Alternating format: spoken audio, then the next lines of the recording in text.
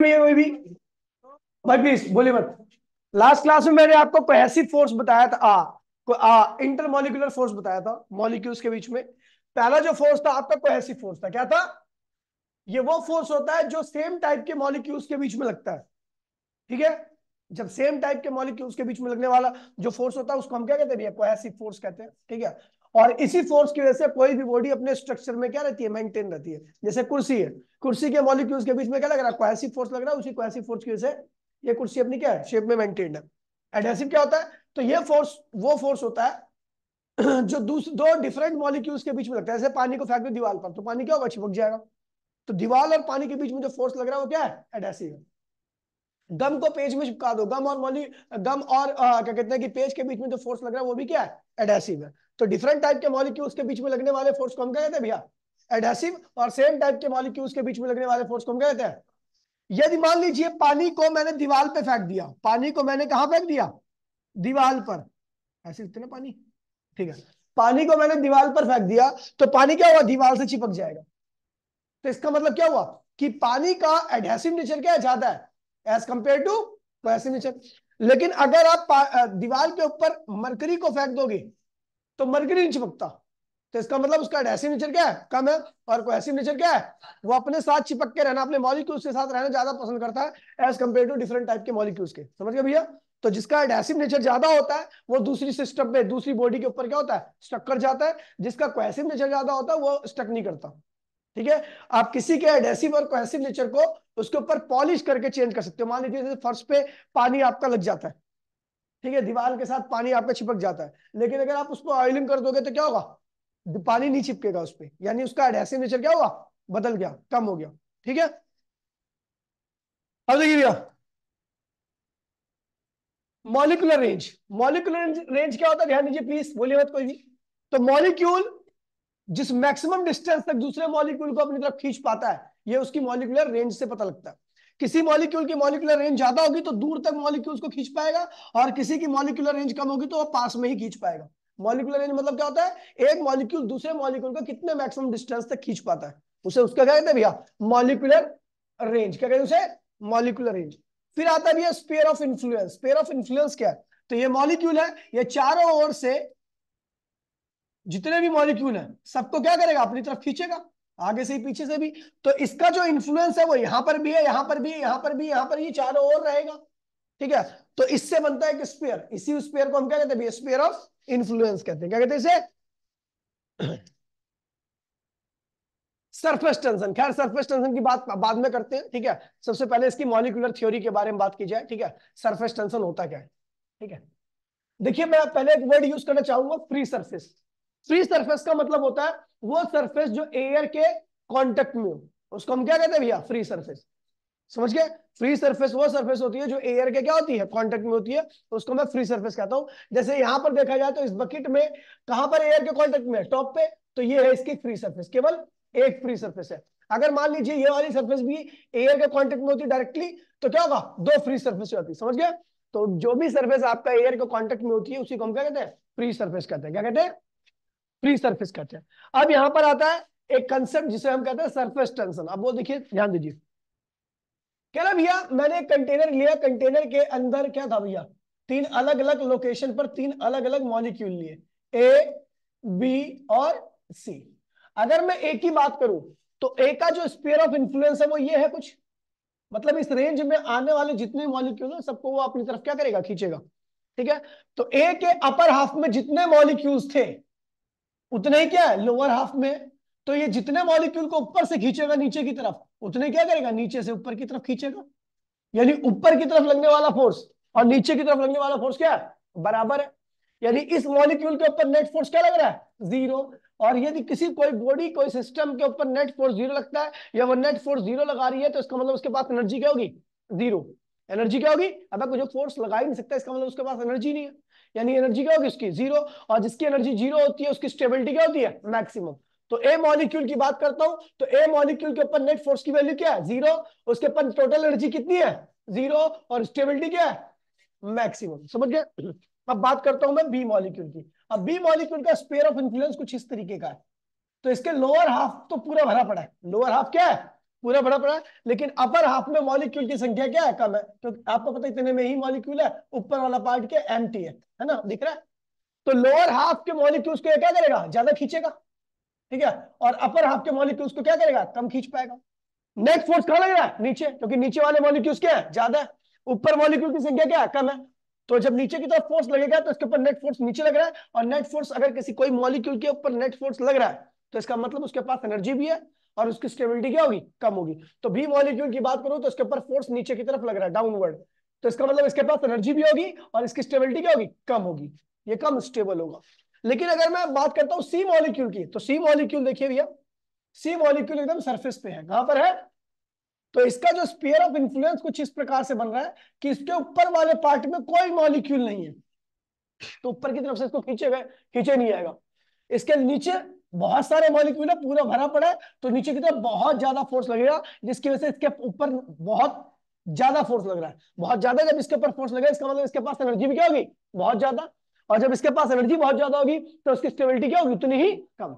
समझ गए भैया। तो यहाँ पे सबसे ज्यादा स्टेबल मॉलिक्यूल कौन है, ए, फिर बी, और सबसे कम स्टेबल कौन है, यानी जो भी मॉलिक्यूल सरफेस पे पड़ा होता है उसकी स्टेबिलिटी सबसे कम होती है।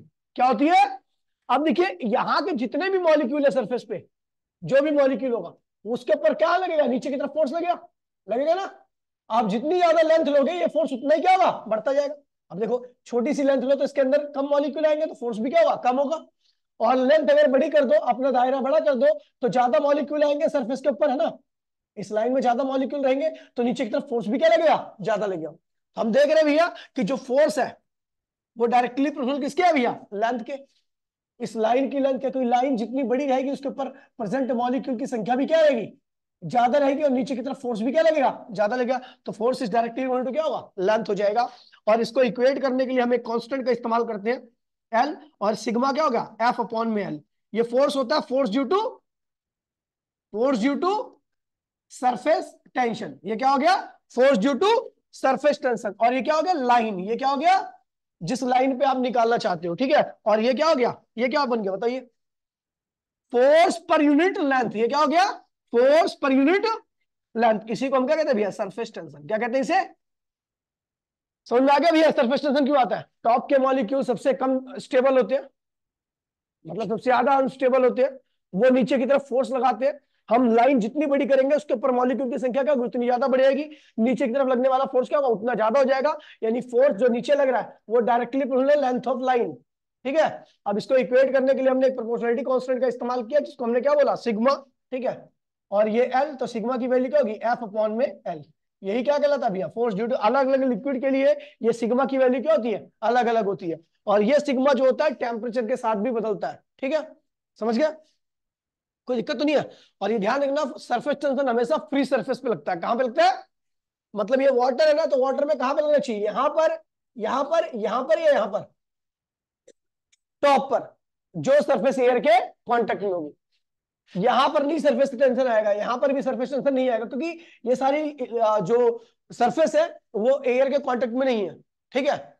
सारे मॉलिक्यूल क्या होंगे, स्टेबल होंगे, स्टेबल होंगे तो सबकी एनर्जी क्या होगी, जीरो, फोर्स भी क्या लगाएंगे, जीरो, सरफेस टेंशन वाला फोर्स आएगा ही नहीं। कहां है सरफेस टेंशन वाला फोर्स, टॉप पर। समझ गया भैया, तो ध्यान रखना, यह है molecular theory of surface tension, ठीक है, पूरा लिखा हुआ है। अच्छा, एग्जांपल ऑफ सरफेस टेंशन देखिए भैया, एग्जांपल ऑफ सरफेस टेंशन में देखिए, needle supported on the water surface. देखिए भैया, एक नीडल लीजिए, नीडल को ऊपर ऑयलिंग कर दीजिए, ठीक है। अब इसको एक ब्लॉटिंग पेपर के ऊपर रख दीजिए, नीडल को ब्लॉटिंग पेपर जानते हो, टिश्यू पेपर टाइप का होता है, सही, उसको वाटर के ऊपर रख दोगे ऐसा, ठीक है, नीडल समेत। जब नीडल समेत ब्लॉटिंग पेपर इस पे रख दोगे ना, तो थोड़ी देर बाद ब्लॉटिंग पेपर क्या करेगा, यहाँ के पानी को सोक कर लेगा, ठीक है, एब्जॉर्ब कर लेगा, और एब्जॉर्ब करके कहां चले जाएगा, नीचे। लेकिन आपकी नीडल नीचे नहीं आएगी, नीडल क्या होगी, ऊपर ही रहेगी, ठीक है। ऐसा क्यों होता है, तो भैया देखिए, जब उस नीडल को हमने, मैं साइड व्यू दिखा रहा हूं, तो नीडल को जब मैंने रखा, तो जो टॉप की लेयर थी ना, लिक्विड के टॉप की लेयर, वो कुछ डिप्रेस्ड होगी उस नीडल के वजन की वजह से। ये नीडल है, नीडल इस तरीके की है, ठीक है, मतलब खड़ी नहीं है, ये लेटी हुई है, वो दिख रहा होगा आपको, ठीक है। तो नीडल का वजन का वेट कहां लग रहा था, नीचे। अब देखिए, ये सरफेस टेंशन, ये रहा force due to surface tension, ठीक है। अब इसके कंपोनेंट देखिए इधर आएंगे, एक कंपोनेंट इसका, इसका एक कंपोनेंट क्या होगा इधर आएगा, इसका एक कंपोनेंट इधर आएगा, तो टोटल फोर्स क्या हो गया इधर। ये टोटल फोर्स क्या करता है, वेट को बैलेंस कर देता है। ये टोटल फोर्स क्या करता है, वेट को बैलेंस कर देता है। और ये बैलेंस कर देता है तो नीडल यहीं पर पड़ी रहती है। समझ गए भैया। दोबारा मैं बोल रहा हूं, यहां पर देखो वही लिखा हुआ है, कह रहे भैया take a greased needle, grease मतलब कि ऑयलिंग की नीडल, ठीक है, of steel on the of a piece of blotting paper, एक पेपर ब्लॉटिंग पेपर के ऊपर ऐसा रख देना। It gently over the placed over the water surface, ठीक है। Blotting paper soaks water, blotting paper क्या करेगा, पानी को सोख खींचेगा। And soon sink down but needle keep floating on the, ठीक है भैया, वाटर सरफेस, वाटर सरफेस के ऊपर क्या होती है, लगातार वो ऐसी तैरती रहेगी, ठीक है। वहां पे लिखा हुआ है, कहा लिखा है, the floating needle cause a little depression, मतलब वाटर के अंदर क्या होगा, थोड़ा सा डिप्रेशन क्रिएट कर जाएगा, ऐसा थोड़ा वाटर सरफेस क्या होगी, थोड़ी सी मुड़ जाएगी, ठीक है। The force of surface tension, ठीक है, क्या कह रहे हैं भैया, ऐसे ऐसे कर्व हो जाएगा तो एक सरफेस टेंशन इधर लगेगा और सरफेस टेंशन क्या होगा इधर लगेगा, ठीक है। उसका कंपोनेंट, एक कंपोनेंट क्या होगा इधर आएगा, इसका एक कंपोनेंट क्या होगा इधर आएगा, ये दोनों कंपोनेंट मिलकर के इसके वेट को क्या करेंगे, बैलेंस कर देंगे, और ये नीडल ऐसी की ऐसी पड़ी रहेगी, ठीक है। तो यही लिखा हुआ है, ठीक है। The inclined, the vertical component of these two forces, इस फोर्स का और इस फोर्स का वर्टिकल कंपोनेंट क्या हो गया, ये हो गया support the weight of the needle, needle के वेट को क्या करेंगे, सपोर्ट कर देंगे, ठीक है। इसमें अत्यधिक दिमाग लगाने की आवश्यकता नहीं है। देखिए ये वाला देखा है, ये वाला बहुत इंपॉर्टेंट एग्जांपल है,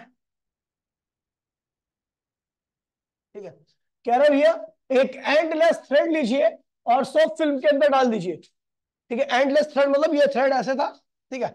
इसको क्या किया आपने, दोनों एंड को, इस एंड को और इस एंड को उठाया और आपस में क्या किया, बांध दिया ऐसे, तो ये क्या बन गया, एंडलेस बन गया। क्या करिए, इसको मोड़ मार करके ऐसा ऐसा करके, ऐसा मोड़ मार के इसको कहां डाल दिया, एक सॉफ्ट फिल्म पे, किस पे डाल दिया, सॉफ्ट फिल्म पे डाल दिया। जब सॉफ्ट फिल्म पे डाला तो ऐसा था टेढ़ा मेढ़ा।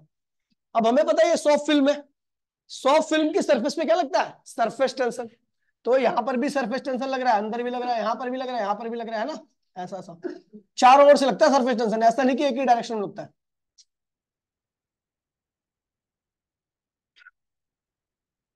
इस तरीके की लग रहा था सरफेस टेंशन, ठीक है। लेकिन जैसे ही मैंने बीच से फोड़ दिया इसको, जैसे ही मैंने क्या किया, बीच से फोड़ दिया, तो अंदर की सरफेस क्या होगी, गायब हो जाएगी, तो अंदर का पूरा सरफेस टेंशन क्या भी क्या होगा, खत्म। अब केवल कहां लग रहा है सरफेस टेंशन, बाहर की तरफ। तो आप देखोगे भैया जो एंडलेस थ्रेड ऐसा टेढ़ा मेढ़ा था, वो परफेक्टली क्या आता है, सर्कुलर, क्योंकि अब केवल क्या लग रहा है, बाहर की तरफ सरफेस टेंशन लग रहा है। जब चारों ओर से इक्वल फोर्स लगता है तो बॉडी कैसी होती है भैया, सर्कुलर हो जाती है। कैसी होती है, इस तरीके की। जब बीच में पिन मार दोगे ना, तो अंदर का जो फिल्म रहेगी वो फूट जाएगी, फूट जाएगी तो ये सरफेस टेंशन जो लग रहा है वो भी क्या होगा, गायब। केवल कहां लगेगा, बाहर की तरफ सरफेस टेंशन, वो इसको कैसे करेगा, गोल। समझ में बात नहीं। चलो अब देख लीजिए, पढ़ लीजिए एक बारी। कह रहा भैया if we take a circular frame of steel, और सर्कुलर फ्रेम लेना है, ठीक है, हमने तो रेक्टेंगुलर बना दिया, कोई दिक्कत नहीं है, ठीक है। Dip into a soft solution, उसके वो झाग में ऐसा डुबो देना है। A thin film, film is form on the frame, frame पर एक क्या हो जाएगी, फिल्म आ जाएगी, ठीक है। उसके बाद लिखा हुआ है if we wet endless thread, एक थ्रेड को गीला करके उसके ऊपर हमें क्या करना है, डाल देना है, ठीक है। It gently placed over the film और it takes any irregular shape, किसी भी शेप में आ जाएगा। But when the film is picked, क्या लिखा है, प्रिक्ड मतलब बीच में, एट द सेंटर, बीच में से छेद कर दिया जाता है, तो the loop is stretch over, क्या लिखा है, और बाहर की तरफ खींची जाएगी, किसके थ्रू, सरफेस टेंशन के थ्रू, ठीक है। और द सिमेट्रिकल सर्कुलर शेप आपको मिलेगी, ठीक है, समझ गए, पूरा परफेक्टली क्या होता है, गोल हो जाता है, ये ऐसा ऐसा, ठीक है। अगला कह रहा है भैया रेन ड्रॉप्स क्या होती है, जनरली स्पेरिकल शेप की होती है, क्यों, क्योंकि जब रेन ड्रॉप पानी गिरता है तो पानी की चारों ओर से क्या होती है, वाटर के एयर के कांटेक्ट में होती है। जब चारों ओर से एयर के कांटेक्ट में होगी तो चारों ओर से क्या लगेगा, सरफेस टेंशन, और सरफेस टेंशन जब चारों ओर से लगता है तो कैसा बन जाती है शेप, सर्कुलर, कैसी बन जाती है। लेकिन जो बड़ी ड्रॉप होती है उस पर ग्रेविटी का इफेक्ट हो जाता है, ठीक है, इसकी वजह से थोड़ी सी क्या होती है, फ्लैट हो जाती है, ऐसी ओवल शेप की, ऐसा फ्लैट। समझ गया।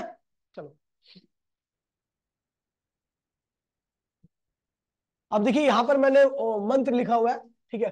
फ्री सरफेस, देखिए भैया ध्यान दीजिए, फ्री सरफेस मतलब वो सरफेस जो एयर के कांटेक्ट में, वहां के मॉलिक्यूल क्या होते हैं, हाईली अनस्टेबल होते हैं। क्या होते हैं? क्योंकि उनका अपर स्फीयर ऑफ इन्फ्लुएंस नहीं बन पाता। लोअर स्फीयर ऑफ इन्फ्लुएंस में क्या होते हैं? मॉलिक्यूल होते हैं, सारा फोर्स क्या होता है? उनके ऊपर नीचे की तरफ लगता है। ठीक है, तो हाईली अनस्टेबल होते हैं, तो अपनी स्टेबिलिटी को बढ़ाने के लिए कहां जाते हैं? नीचे की तरफ फोर्स लगाते हैं। वही फोर्स पर यूनिट लेंथ क्या कहलाता है? Surface tension. यानी सरफेस टेंशन करता है क्या एक्चुअल में? क्या करता है? नीचे लगाने, ऐसे ऐसे चारों ओर से लगता है, नीचे दबाने का प्रयास करता है, सरफेस एरिया को कम करने का प्रयास करता है। जब सरफेस एरिया कम हो जाएगा तो सरफेस में मॉलिक्यूल भी क्या होंगे? कम हो जाएंगे। जब सरफेस में मॉलिक्यूल कम हो जाएंगे तो भी क्या होगा? सरफेस की एनर्जी कम हो जाएगी। सरफेस की एनर्जी कम हो जाएगी तो स्टेबिलिटी क्या होगी सरफेस की? इसीलिए कोई भी फ्री सरफेस जो होती है, जो चारों ओर से फ्री होती है, वो हमेशा कैसी होती है? गोल शेप की। कैसे होती है? इतना बड़ा पानी का ड्रॉप अगर स्पेस में छोड़ दोगे तो वो भी कैसी जाएगी? गोल शेप की। रीजन क्या है? क्योंकि वहां पर ग्रेविटी है ही नहीं। ग्रेविटी की वजह से फ्लैट होती है, ग्रेविटी नहीं रहेगी तो कैसी रहेगी? गोल। किसने किया इसको गोल? आपको बता दूं, इस दुनिया में किसी भी स्ट्रक्चर को देखोगे तो सबसे कम सरफेस एरिया किसका होता है? स्फीयर का। किसका होता है? स्फीयर का। तो वही लिखा होगा, free surface of molecules energy. Free surface के मॉलिक्यूल्स की एनर्जी सबसे ज्यादा होती है, इसीलिए फ्री सरफेस कैसी होती है? अनस्टेबल होती है। क्या होती है? इसीलिए लिक्विड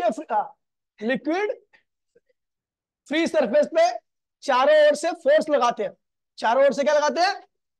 ताकि सरफेस एरिया क्या हो जाए? इस वजह से सरफेस पे मॉलिक्यूल्स की संख्या क्या होगी? कम हो जाएगी। सरफेस में मॉलिक्यूल की संख्या कम हो जाएगी तो सरफेस की एनर्जी भी क्या होगी? और सरफेस क्या हो जाएगी? स्टेबल हो जाएगी। इसी सरफेस पर इसी फोर्स को, जो फोर्स लगता है चारों ओर से, ठीक है, उसी फोर्स पर यूनिट लेंथ को हम क्या कहते हैं भैया? सरफेस टेंशन कहते हैं। क्या कहते हैं? फिर आता है भैया सरफेस एनर्जी। सरफेस एनर्जी क्या होता है ये सरफेस एनर्जी? देखिए, सरफेस टेंशन करता क्या है? देखिए, मान लीजिए ये मूव कर सकता है, ये वाला आर्म क्या कर सकता है? मूव कर सकता है। तो अब ये जो फिल्म बनी है, यहां पर एक सॉफ्ट फिल्म बना दी मैंने, तो सॉफ्ट फिल्म क्या चाहती है? अपना एरिया कम करना चाहती है। क्यों? क्योंकि जब इसका एरिया कम होगा फिल्म का, तो एरिया कम होने के साथ मॉलिक्यूल भी इसके सरफेस पे क्या होंगे? कम हो जाएंगे। और मॉलिक्यूल कम हो जाएंगे तो क्या होगी? इसकी स्टेबिलिटी क्या होगी? बढ़ेगी। तो अब ये कहां से कम कर सकता है? यहां से कम, क्योंकि ये यही आर्म तो मूव कर सकता है, बाकी और आर्म क्या है भैया? फिक्स है। ये मूव नहीं कर सकता, ये मूव नहीं कर सकता, ये केवल ये आर्म मूव कर सकता है। तो सरफेस टेंशन कहां लग गया? सरफेस टेंशन जो लगाएगा फोर्स, वो यहां पे लगाएगा, ताकि इसको क्या करे? इसको जो है वो खींच करके क्या करे? अपने सरफेस एरिया को कम कर सके और अपनी स्टेबिलिटी को बढ़ा सके। अब क्या होता है, ध्यान दीजिए, तो ये मैश है रेक्टेंगुलर, ये वाला आर्म क्या कर सकता है? मूव कर सकता है, मूवेबल आर्म है। ठीक है, यहां पर हमने बना दी सॉफ्ट फिल्म। क्या बना दी? जिस आर्म को ये सरफेस टेंशन खींच रहा है उसकी लंबाई क्या है? एल है। क्या है? और अंदर की तरफ क्या लगता है? Surface tension. क्या लगता है? ताकि वो क्या करे? जो ये एरिया बड़ा सा दिख रहा है आपको, वो छोटा कर दे। ठीक है, अच्छा ये कितना फोर्स लगा रहा होगा? ये सिग्मा है क्या? इसका एक और नाम है फोर्स पर यूनिट लेंथ। ये क्या है? पर एक यूनिट लेंथ पे इतना फोर्स लग रहा है, तो आपको पता है इसकी लेंथ कितनी है जितने पे लग रही है? एल। तो इस पूरे एल पे कितना फोर्स लग रहा होगा? एफ इक्वल्स टू में सिग्मा एल। ये पर यूनिट लेंथ का फोर्स है। आपको पता है इसकी लेंथ कितनी है? एल है। तो कुल फोर्स कितना लग रहा होगा इस आर्म पर? सिग्मा। कोई दिक्कत तो नहीं है?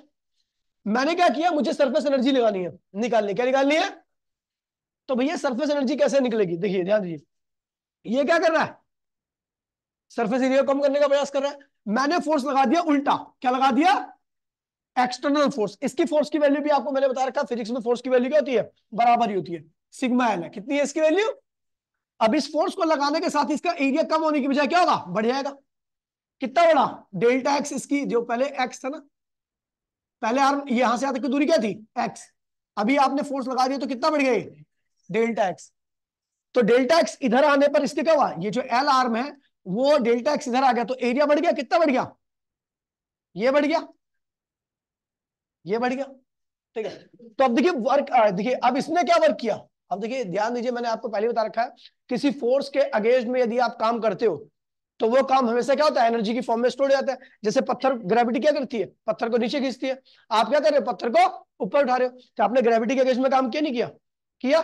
जो आपने काम किया उसके अंदर क्या आ गई? एनर्जी की फॉर्म में आ गया। अब यहाँ पे सरफेस, अच्छा ग्रेविटी क्या करती है? चीजों को स्टेबल करती है। क्या करती है? जमीन पर गिरा करके क्या कर दिया? स्टेबल कर दिया। यहाँ पर सरफेस टेंशन क्या कर रहा है? स्टेबल करने का प्रयास कर रहा है। किसको? सरफेस को, ठीक है। लेकिन हमने क्या किया, स्टेबल होने की वजह हमने उल्टा फोर्स लगा दिया, जैसे पत्थर को उठाते हम उसी प्रकार से हमने क्या किया, उल्टा फोर्स लगा दिया, और उल्टा सरफेस एरिया कम होने की वजह क्या हुआ, बढ़ गया। बढ़ गया सरफेस एरिया, तो सरफेस एरिया बढ़ने पर क्या होता है, एनर्जी बढ़ती घटी जाती है। अगर सरफेस एरिया आपने बढ़ा दिया तो एनर्जी घटेगी या बढ़ेगी, बढ़ेगी एनर्जी, ठीक है। तो कितनी बड़ी एनर्जी, उसी को हम क्या कहते हैं भैया, सरफेस एनर्जी। समझ गया। अब देखिए कैसे, तो वर्क किया हमने, work done by surface tension, ठीक है, A to B, A to B. वो क्या होता है भैया, फोर्स इनटू में डिस्प्लेसमेंट। कितना फोर्स लगाया भैया आपने, सिग्मा एल, कितना लगाया, और डिस्प्लेसमेंट कितना किया इस फोर्स ने, delta x. Sigma L into में डेल्टा एक्स क्या होता है, लंबाई गुणे में चेंज इन चौड़ाई, क्या होगा, लंबाई गुणे में चेंज इन चौड़ाई क्या होगा, चेंज इन एरिया, क्या आएगा, ये हो जाएगा आपका डेल्टा ए। क्या हो जाएगा, आपको बता दूं डेल्टा ए की वैल्यू जो होती है final area minus initial area के बराबर आती है। डेल्टा ए की वैल्यू क्या है, फाइनल एरिया माइनस, तो ये सर ये वर्क जो आपने किया वही किसके बराबर होता है, एनर्जी के, ठीक है। और उस वर्क की वैल्यू क्या रखी है, सिग्मा इंटू में डेल्टा ए। अच्छा एक बात बता दूं आपको, यहां पर जैसे मान लीजिए ड्रॉप की बात करोगे, तो ड्रॉप की अगर साइज बढ़ गया, ड्रॉप, अच्छा भैया बताओ ड्रॉप की कितनी सरफेस एरिया के कांटेक्ट में होती है, एक, बाहर वाली, अंदर क्या भरा पड़ा होता है, पानी, तो यहां पर लगा देना एक। अगर मैं बोलूं बबल की, जो दो, एक अंदर भी होता है एयर और बाहर भी होती है, तो यहाँ पे क्या लगा दोगे, दो, तो यहाँ पे लिख दिया एन। तो सरफेस एनर्जी का फॉर्मूला क्या हो गया, एन सिग्मा ए। एन क्या है, number of face in contact with air. Delta A क्या है, चेंज इन एरिया। पहले कितना था, इतना था, अभी कितना हो गया, इतना हो गया, तो चेंज कितना आया, इतना ना। समझ गए। तो इस तरीके से सरफेस एनर्जी का फॉर्मूला आपका आता है, ठीक है। चलो आगे बढ़ते हैं। सरफेस एनर्जी, एनर्जी है तो इसलिए इसकी एसआई यूनिट क्या होगी, जूल, ठीक है। अब देखिए क्वेश्चन देखिए, calculate the burden in blowing a soap from इतनी रेडियस से लेके इतनी रेडियस में, ठीक है। आप एक सोप का साइज क्या था, 12 सेंटीमीटर था, उसके साइज को क्या कर दो, 3 सेंटीमीटर कर दो, और सरफेस टेंशन की वैल्यू आपको दे रखी है। तो बताइए सरफेस एनर्जी कितनी आई उसके अंदर, कितनी सरफेस एनर्जी आई, कितनी देनी पड़ेगी आपको, इस साइज से इस साइज में करने के लिए आपको कितनी सरफेस एनर्जी देनी पड़ेगी। तो आपको पता भैया, एन सिग्मा डेल्टा है, एन क्या है, बबल है, तो क्या होगा, दो, सिग्मा की वैल्यू क्या होगी, 30, डेल्टा ए कैसे निकलेगा, फाइनल एरिया माइनस ये दो, ये 60 कर दीजिए इसको, 60 हो गया। फाइनल एरिया क्या होगा, 4 पाई फाइनल रेडियस स्क्वायर, और इनिशियल एरिया क्या होगा, 4 पाई इनिशियल रेडियस स्क्वायर। कोई दिक्कत तो नहीं है। फाइनल रेडियस क्या है, 3 सेंटीमीटर, इनिशियल रेडियस क्या है, 2 सेंटीमीटर। सॉल्व कर लीजिए, आपका आंसर आ गया, कोई दिक्कत तो नहीं है। अच्छा इसकी एसआई यूनिट अर्ज लिखनी है, क्योंकि क्योंकि सबसीजियस में है, ये भी सेंटीमीटर, ये डायन पर सेंटीमीटर है ना, तो इसलिए अर्ज लिखनी है इसकी एसआई यूनिट, जूल मत लिख देना। देखिए भैया अगला क्वेश्चन कह रहे हैं लिक्विड ड्रॉप डायमीटर कितना है भैया, डी। लिक्विड ड्रॉप का डायमीटर कितना है, और वो टूटती है किसमें, 27 छोटी ड्रॉप में। तो कह रहा है भैया ऐसा जब हुआ तो बताओ उसकी एनर्जी में कितना चेंज आया। समझे, पहले एक बड़ी थी, बड़ी टूट करके 27 में कन्वर्ट होगी। अब जो 27 की कुल एनर्जी है और बड़ी वाले की कुल एनर्जी है, उनमें कितना डिफरेंस है, चलो देखते हैं भैया। तो देखिए भैया, बड़ी वाले का डायमीटर कितना है, डी, और वो किसमें टूटी है, तो आपको पता है बड़ी वाली का वॉल्यूम बराबर में 27 टाइम्स ऑफ छोटी वाली का वॉल्यूम, स्मॉलर वाली का, ठीक है।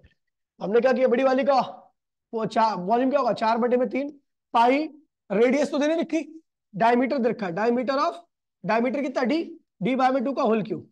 अब क्या होता है वॉल्यूम, 4/3 पाई आर क्यूब होता ना, तो आर की जगह पे हमने क्या दिया, डी/2, ठीक है। 27 छोटी वाली का वॉल्यूम क्या होगा, 4/3 पाई, उसकी रेडियस क्या ले ली मैंने, स्मॉल आर क्यूब। कोई दिक्कत तो नहीं है, कटेगा क्या, 4 पाई से 4 पाई कैंसिल, आपको आर निकालना है, आर क्या होगा, आर क्या होगा आपका यहाँ पे, स्मॉल आर की वैल्यू बताओ। तो ये हो जाएगा आपका भैया 27 भी आएगा यहाँ पे, 1/27 d/2 का होल क्यूब, और ये जब 3 आएगा तो जरा क्या हो जाएगा, क्यूब रूट, क्या हो जाएगा, क्यूब रूट का आप इसका लिखोगे, इसको क्या लिखोगे, 1/3, 27 की पावर 1/3, तो इसका मतलब क्या होता है 3 आएगा। और इसका क्या होगा, 1/में तो क्या होगा, d/2, तो आएगा d/6। जो छोटी ड्रॉप आई है उसकी रेडियस क्या है, d/6। समझ गया। अब देखिए इनिशियल एरिया कितना था, बड़ी वाली ड्रॉप, इनिशियल क्या था, बड़ी ड्रॉप थी, उसका एरिया कितना होगा, 4πd/2 का होल स्क्वायर। अच्छा फाइनल एरिया कितना आएगा, तो 27 ड्रॉप है, कितनी है, और एक ड्रॉप का एरिया क्या होगा, 4π, डायमीटर क्या है, d/6। कोई दिक्कत तो नहीं है। तो भैया फाइनल एरिया कितना आ जाएगा, काटा पीटी करो, कितना आएगा, ये हो जाएगा आपका भैया, इसकी करोगे तो ये हो जाएगा आपका 27, 27 से 81 ना, 28, और ये हो जाएगा आपका 9, 10, 108 है, पाई d² में क्या हो गया, 6, कट रहे, हाँ 6 से कट रहा है, हाँ 36, हाँ 36 लिख देना, एक और 6 क्या दिक्कत है। तो ये क्या होगा आपका, 6 से कट रहा है 3, क्या आएगा, 3πd², क्या होगा, यहां पे क्या आता है भैया आपका, πd², क्या आएगा, इसे सॉल्व करोगे तो मतलब इनिशियल एरिया क्या था, बड़ी जब सिंगल ड्रॉप थी इतना था, और जब टूट के 27 ड्रॉप में होगा तो कुल एरिया कितना आ गया। ठीक है भैया, अब अपने को चाहिए चेंज इन एनर्जी, एनर्जी में कितना चेंज आया, तो एनर्जी, एनर्जी का चेंज कैसे आता है, N sigma delta A. N क्या है, नंबर ऑफ फेस क्या है भैया, ये ड्रॉप है, तो इसके लिए क्या होगा 1। सरफेस टेंशन क्या है भैया, सिग्मा ले लीजिए, यहाँ पे ले रखा है आपको, ठीक है। और डेल्टा ए की वैल्यू क्या होगी, फाइनल, जो कि क्या है 3d, 3πd², और इनिशियल एरिया कितना है भैया, πd²। सॉल्व कर लीजिए तो आएगा आपका 2πd² सिग्मा, ये होगी आपकी एनर्जी, जो किसके अंदर आई है, सरफेस के, वो मतलब जो बढ़ी है टूटने की वजह से। समझ गया, बिल्कुल सेम क्वेश्चन ये वाला है, 1000 ड्रॉप में टूट गई है, एक 4 सेंटीमीटर वाली ड्रॉप, ठीक है, वो किस में टूट गई, 1000 में, तो वही बोल रहा कितना चेंज आया। ये भी आ रखा है सीबीएसई 2007 में, सेम ही क्वेश्चन है। क्या करो भैया कि 4 सेंटीमीटर ड्रॉप का जो ये रेडियस है, डायमीटर है, डायमीटर 4/3 पाई, 4/डायमीटर, इसका रेडियस क्या होगा, 2 सेंटीमीटर, वो क्या होगा 1000 times of the smaller drop का volume, 4/3 pi radius of smaller drop, smaller ले लो, क्या हुआ, ये कैंसिल हो गया, ठीक है, ये क्यूब आएगा ना यहाँ पे, तो ये हो जाएगा आपका 2, 3 में 10⁻3, 1000 को क्या लिखोगे 10⁻3, और इसको नीचे लगा दिया तो r3, तो r की वैल्यू क्या होगी, 2/10, यानी 0.2 सेंटीमीटर। अब क्या करना है भैया, अपने को पता लग गया भैया कि जो छोटी ड्रॉप हुई है उनका रेडियस क्या है, इतना रखा है, तो बड़ी वाली ड्रॉप का सरफेस एरिया निकल आएगा, इनिशियल क्या होगा 4π, बड़ी वाली ड्रॉप का रेडियस का क्यों, और छोटी वाली का क्या होगा, फाइनल का 1000 ड्रॉप में, और छोटी वाली का एरिया क्या होगा 4π, उसका रेडियस क्या है 0.2 का क्यूब। सॉल्व कर लोगे, यहाँ पे आएगा, उसके बाद चेंज एनर्जी निकालनी है, तो कैसे निकालोगे, ये ड्रॉप है, ठीक है, तो N sigma delta A, N आपको पता है भैया 1 होगा, सिग्मा सरफेस एरिया है, दे रखा है ये रहा, और सिग्मा आपको दे रखा है, ठीक है, और डेल्टा ए क्या है, अच्छा यार एक काम करो, ये एम केस में दे रखा है, किसमें दे रखा है, तो इस रेडियस को किसमें चेंज कर लो, सीजीएस में, एम केस में कर लो, ठीक है, या फिर इसको ही क्या करो, सीजीएस में कन्वर्ट कर लो, मतलब यूनिट चेंज कर लेना आप, ठीक है, कंसेप्ट वही है, सेम क्वेश्चन है, ठीक है भैया। उसके बाद है भैया pressure across the curve surface, pressure ध्यान दीजिए, दो जगह से प्रेशर लगता है, एक लगता है अंदर से लिक्विड के, और एक लगता है बाहर से। जो बाहर से लगता है उसको हम कहते हैं pressure from vapour side, pressure from, और जो अंदर लगता है उसे कहते हैं प्रेशर फ्रॉम लिक्विड साइड। अब ध्यान दीजिए भैया, क्या कह रहे हैं भैया, अगर आपका ये मॉलिक्यूल क्या है, ऐसा फ्लैट पे है, तो देखिए यहां से जो सरफेस टेंशन लगेगा वो इधर लगेगा, और यहां से जो सरफेस टेंशन लगेगा वो इधर लगेगा, ये दोनों एक दूसरे क्या करेंगे, कैंसिल कर देंगे, कैंसिल कर देंगे भैया, इसका मतलब क्या, ये प्लेन है, फ्लैट है, तो इसका मतलब प्रेशर फ्रॉम वेपर साइड बराबर प्रेशर फ्रॉम लिक्विड साइड, ऊपर से जो प्रेशर लग रहा है नीचे से जो प्रेशर लग रहा है वो क्या है भैया, बराबर है। एक्सेस प्रेशर का टॉपिक है ये, बहुत इंपॉर्टेंट, इसकी डेरिवेशन बहुत इंपॉर्टेंट है।